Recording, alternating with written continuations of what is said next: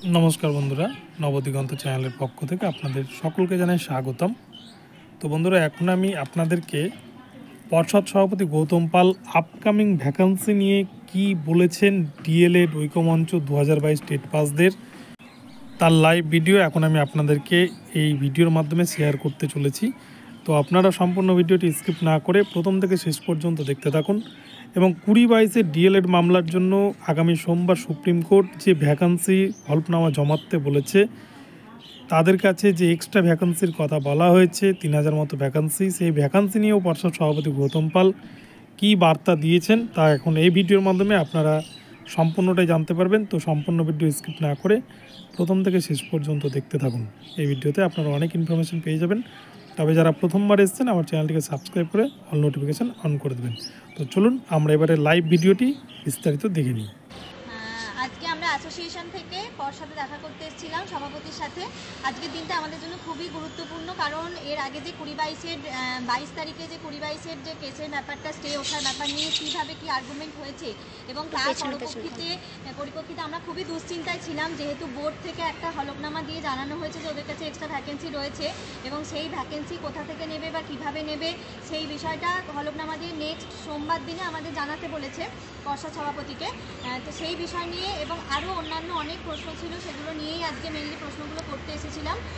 তো প্রথম যে প্রশ্নটা বলি, যে আমরা যেটা দুশ্চিন্তাগ্রস্ত ছিলাম যে আমাদের ভ্যাকেন্সি মানে আপকামিং ফিউচার ভ্যাকেন্সি থেকে কাটা হবে কি না 22 এটা ওদের জন্য, সেরকম কিন্তু আমাদের সভাপতি আশ্বস্ত দিয়েছেন যে না, এরকম কখনোই হবে না। এটা কি মানে ইয়ার কি নাকি যে একবার নোটিফিকেশান বেরিয়ে গেছে যে ভ্যাকেন্সি থেকে, তার পরবর্তী আপকামিং ভ্যাকেন্সি ওইভাবে ডিক্লেয়ার করতে উনি পারবেনও না। ঠিক আছে, উনি পুরো ডিটেলসে বললেন না, সেটা হলফনামা অবশ্যই কীভাবে দেবেন এবং যাতে জাস্টিস সম্পূর্ণভাবে কনভে হয় সেই পরিপ্রেক্ষিতেই যাতে স্টেটা ওঠে এবং প্যানেলটা প্রকাশ হয় সেই ব্যবস্থাই বোর্ড করবে, এই আশ্বস্ত উনি করলেন। এবং এটাও বললেন যে সত্যি কথা, এর আগেরবারও দেখলাম ওনার সেই ভিউ দেখে বোঝা গেল যে উনি কিন্তু সত্যিই চাইছেন যে আমাদের নিয়োগ যাতে হয় এবং এই কারণের জন্য আমাদেরকে আশ্বস্ত এটুকুই করলো যে যদি প্যানেল প্রকাশ করে দিতে পারেন তার থেকে 24 থেকে 48 ঘন্টার মধ্যে উনি আমাদের জন্য একটা কিছু ব্যবস্থা করছেন, পজিটিভ কিছু ভাবছেন। এবং আমরা এই 50,000-এর দাবিটাও তুলেছিলাম যে আপনি খুব ভালো করে জানেন যে আমরা কত বছর বঞ্চনার পর একটা স্বচ্ছ টেট দিয়েছি আপনার সময়েই, যাতে আপনি নিজে মুখে যে কথাটা বলেছেন যে ন্যূনতম 50,000 ভ্যাকেন্সি আছে, সেই ভ্যাকেন্সিটা যেন সহ আমাদের নোটিফিকেশানটা দেওয়া হয়। এটা কিন্তু বললো, সেটা আমার মাথায় আছে, সেটা আমার অবশ্যই মাথায় আছে, এটা কিন্তু অস্বীকার করেননি উনি যে 50,000 বলেননি, এটা কিন্তু আজকে অস্বীকার করেননি। ঠিক আছে, ওটা কিন্তু এইভাবে বললেন যে আমার মাথায় আছে। আমি আবারও পুরনো কথা আবারও বললেন যে আরে আমি কোর্টের জালে আটকে রয়েছে, আমি নিয়োগ দিতে চাইছি, আমি মানে আমার হাতে যদি এখন যদি পাওয়ার থাকতো, আমি যদি নিয়োগ দিতে পারতাম তাহলে কিন্তু মোটামুটি বছরে 2 থেকে 3 বার কেন 4 বার পর্যন্ত নিয়োগ দিয়ে দিতাম, এরকমভাবে বললেন। যাই হোক, এই সবগুলো আশ্বাসবাণীতে আমি করলাম না। সেই পরিপ্রেক্ষিতে যাই হোক, আজকে অনেক গ্রুপ এসেছিল, 22 গ্রুপেরা এসেছিল, 5টা গ্রুপ এসেছিল, ঐক্যমঞ্চ এসেছিল, অ্যাসোসিয়েশনও এসেছিল, আমরা একসাথে ভেতরে ঢুকেছিলাম, একসাথে আলোচনা হয়েছে। বিভিন্ন কেসের ব্যাপার নিয়ে আমরাও জিজ্ঞাসা করলাম, পিডিএফ প্রকাশ করার, ঐক্যমঞ্চ এবং আমরা অ্যাসোসিয়েশন উভয়ের তরফ থেকেই, আমাদের তরফ থেকে তো মেল করে আমরা আগে থেকে ডেটটা ঠিক করেই রেখেছিলাম যে আজকে আমরা আসবো। তারপর এখানে এসে দেখা হলো ঐক্যমঞ্চ এসছে, তো ওদের 2জন ঢুকেছিল এবং আমরা 2জন ঢুকেছিলাম, একসাথেই কথা হয়েছে পর্ষদ সভাপতির সাথে। আর কি বলবো, হ্যাঁ, যেটা পিডিএফ প্রকাশের ব্যাপারটা সেটাও বললাম যে আমরা তো একটা পূর্ণাঙ্গ রেজাল্ট পাইনি, আমরা তো জাস্ট ইনকমপ্লিট একটা রেজাল্ট পেয়ে রয়েছি যে কত সংখ্যা। এখন তো ক্লারিফিকেশনের মামলা হয়ে গেছে, তার জাজমেন্ট আমরা পেয়ে গেছি, এনআইওএস হাইকোর্টের প্রায় মানে জাজমেন্ট পাওয়ার মুখেই, তাহলে আপনি আমাদের সাবমিশনও দিয়েছে, হ্যাঁ বোর্ড সেটা সাবমিশনও দিয়েছে যে এনআইওএসকে বাদ দিয়ে ওনারা করবেন, তাহলে আমাদের অন্তত সেই সংখ্যাটা প্রকাশ করুন যারা রেগুলার ডিএলএড থেকে যারা আর কি যোগ্য, আর যারা অযোগ্য যাদের মধ্যে করেছে, এই কথাটা তুললাম। তার সাথে সাথে এটাও তুললাম যারা বিএড দেখিয়ে আপডেট করার সুযোগ একবার পেয়েছে, সেই বিষয়টা যেন উনি মাথায় রাখেন, এইটাও উনি ওনার মতো করে আশ্বস্ত করলেন। আগামী পরবর্তী এর পরিপ্রেক্ষিতে আমরা কি স্টেপ নেব বা কী নেব সেটা আমাদের ভেরিফাইড গ্রুপেই আলোচনা করা হবে এবং কেস আপডেট গ্রুপে আলোচনা করা হবে।